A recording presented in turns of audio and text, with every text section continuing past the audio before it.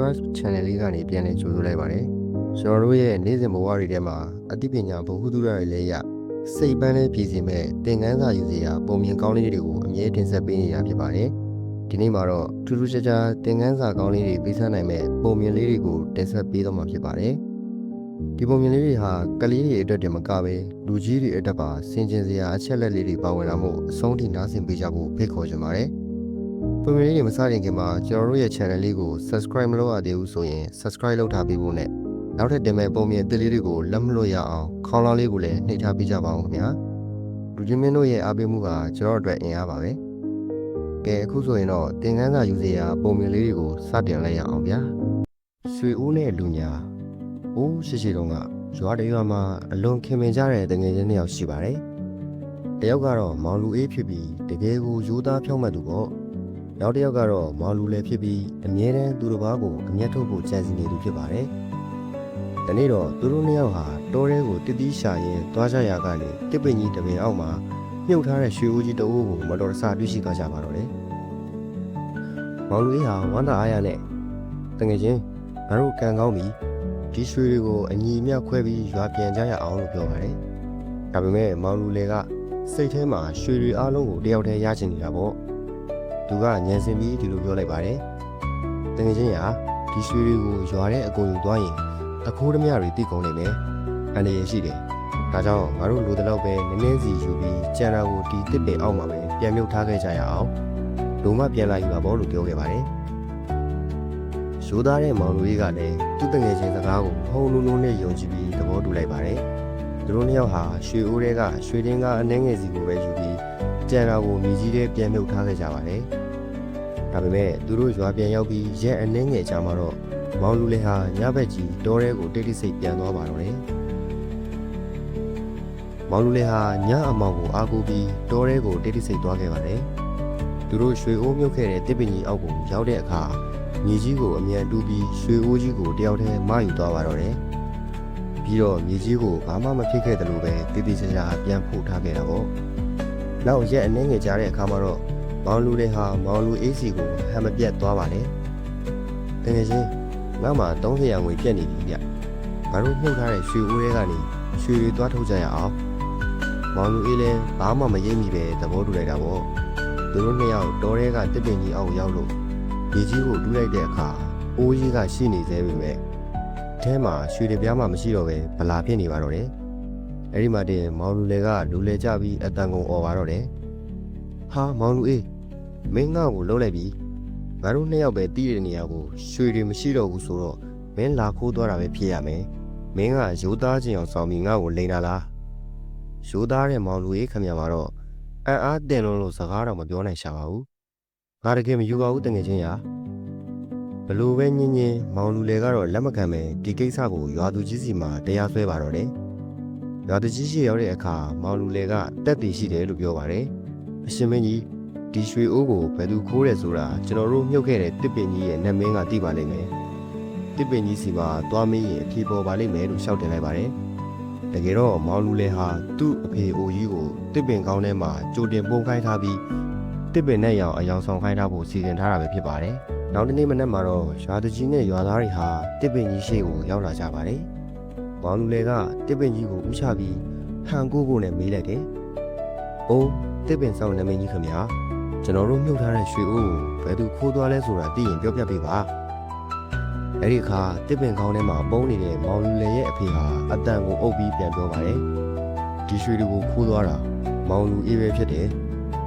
ရွာသားတွေအားလုံးအံ့ဩသွားပြီးမောင်လူအေးကိုဝိုင်းကြည့်ကြတာပေါ့ဒါပေမဲ့ပညာရှိတဲ့မောင်လူအေးကတော့တခုခုတော့မှားနေပြီဆိုတာရိပ်မိသွားပါတယ်သူကရာတကြီးကိုခွင့်တောင်းပြီးဒီလိုပြောလိုက်ပါတယ်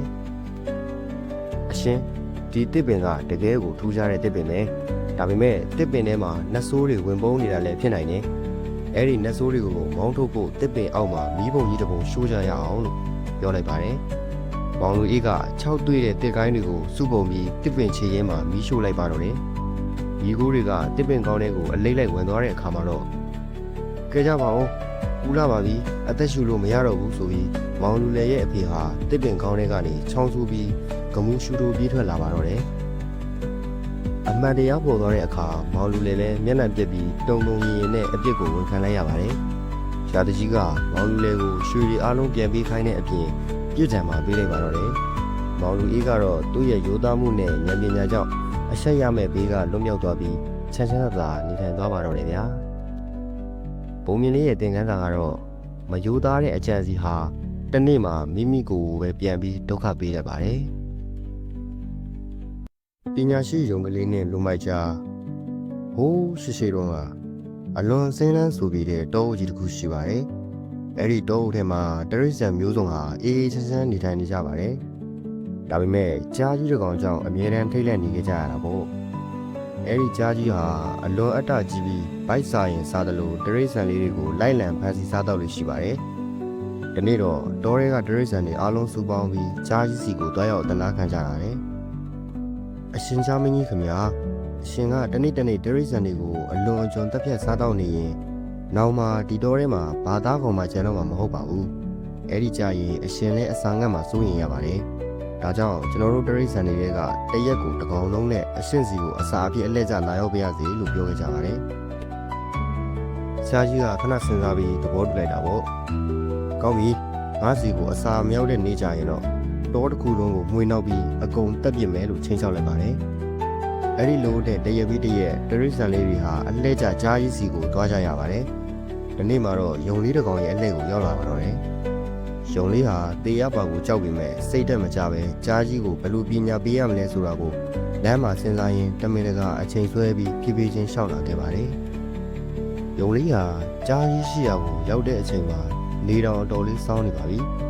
ကြားကြီးကတော့ဗိုက်စာလုံးလို့အသားတွေတုံမျက်လုံးတွေနီးပြီးဒီနေ့အစာမလာတော့ဘူးထင်တယ်တောတစ်ခုလုံးကိုတက်ပြေအောင်ပါလို့တွေးပြီးဒေါသချောင်းချောင်းထွက်နေတာပေါ့အဲ့ဒီအချိန်မှာယုံလေးကတုံရင်နဲ့ကြားကြီးရှိကိုဖြည်းဖြည်းချင်းထွက်လာပါတယ်ဟေ့ယုံစုပ်မင်းကငါ့ကိုမခန့်လေးစားနဲ့ငါတို့ဒီလိုနောက်ကျနေရတာလေမင်းကိုအကောင်သေးသေးလေးတစ်ကောင်နဲ့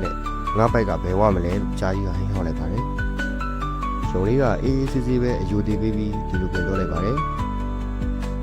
အရှင်ချာမင်းကြီးခင်ဗျာကျွန်တော်ကိုအပြစ်မတင်ပါနဲ့တကယ်တော့အရှင်စီကိုကျွန်တော်နဲ့အတူနောက်ထပ်ယုံ၅ကောင်အပေါ်လိုက်လာကြတာပါဒါပေမဲ့လမ်းမှာအရှင်ထက်ပူကြီးပူခန့်များတဲ့နောက်ထပ်ကြားတစ်ကောင်နဲ့တွေ့ပြီးသူတို့အားလုံးအဖမ်းခံလိုက်ရပါတယ်ကြားကြီးဟာသူ့ထက်သားတဲ့ကြားရှိတယ်ဆိုတော့ကိုကြားကတော့ဒေါသကအစမတန်ထွက်သွားပါတယ်ဘာဒီတောထဲမှာငါထက်သားတဲ့ကြားရှိနေသေးတယ်ဟုတ်လားအဲ့ဒီကောင်အခုဘယ်မှာလဲငါ့ကိုချက်ချင်းလိုက်ပြစမ်းလို့အမိန့်ပေးလိုက်ပါတော့တယ်ယုံလေးကလိုက်ပြပါမယ်ရှင်အဲ့ဒီကြားကအယမ်းမှန်ကြီးတာဗျသူကဒီတော့ရဲ့ဘယင်ဟာသူပဲလို့တော့ကြွေးကြော်နေတာလို့မီးလောင်ရလေးသိမ်းလိုက်ပြန်ပါတယ်ယုံလေးဟာဒေါသကြောင့်မျက်စိမှောင်ပြီးအတ္တတက်နေတဲ့ကြားကြီးကိုဥဆောင်ပြီးတောလက်ထဲကဟောင်းနှွမ်းနေတဲ့ရေရင်းကြီးတစ်ခုနောက်ကိုခေါ်သွားပါတော့တယ်အရှင်ချာမင်းကြီးအဲ့ဒီကြားကအခုဒီထဲမှာပုံနေတာဗျသူကအရှင်ကိုကြောက်လို့ထွက်မလာရတဲ့နေပါပါလို့ယုံလေးကရေရင်းကိုလက်ညှိုးထိုးပြလိုက်ပါတယ်ကြားကြီးဟာမစင်မချင်ပဲရေရင်းထဲကိုငုံကြည့်လိုက်တဲ့အခါငြိမ်သက်နေတဲ့ရေပြင်ပေါ်မှာသူ့ရဲ့အရေးကိုသူပြန်မြင်လဲရပါတော့တယ်လူမိုက်ကြားကြီးဟာရေထဲကအရေးကိုတကယ်ကြားလို့ထင်မှတ်ပြီးသွားပြဲပြလိုက်တဲ့အခါမှာတော့ရေထဲကကြားကလည်းပြန်ပြီးသွားပြဲပြတာပေါ့ကြားကြီးဟာဒေါသအထုထိပ်ရောက်ပြီးဟဲ့ကောင်မင်းကငါ့ကိုပြန်ပြီးရံမှုရဲတယ်ပေါ့လေအခုချက်ချင်းဆင်းလာပြီးတတ်မယ်လို့ဟင်းဟောက်ပြီးရေရင်းထဲကိုခုန်ချလိုက်ပါတော့တယ်ဝုန်းဆိုတဲ့အတန်ကြီးနဲ့အတူကြားကြီးဟာနည်းနည်းလာတဲ့ရေရင်းထဲကိုကျသွားပြီးပြန်တက်မလာနိုင်တော့ပဲအသက်ပြောက်သွားပါတော့တယ်ယုံလေးဟာဘေးကနေကြည့်နေပြီးပညာရှိသတိဖြစ်ခဲ့ဆိုသလိုအားရှိယုံနဲ့မပြီးပဲဉာဏ်ကိုသုံးမှအောင်မြင်နိုင်တယ်ဆိုတော့ကိုတက်တည်ပြလိုက်တာပါအဲဒီနောက်ယုံလေးဟာတောထဲကိုပျော်ပျော်ရွှင်ရွှင်ပြန်သွားပြီးတရိษံလေးတွေအားလုံးကိုသတင်းကောင်းပြောပြလိုက်ပါတော့တယ်တောအုပ်ကြီးတစ်ခုလုံးလည်းဘေးရန်ကင်းဝေးပြီးအေးအေးချမ်းချမ်းနဲ့ပြန်လည်စီကားသွားပါတော့တယ်ဗျာပုံမြင်လေးရဲ့သင်ခန်းစာကတော့အင်အားထက်ဉာဏ်ပညာကပိုပြီးအစွမ်းထက်ပဲဆိုတာပါပဲ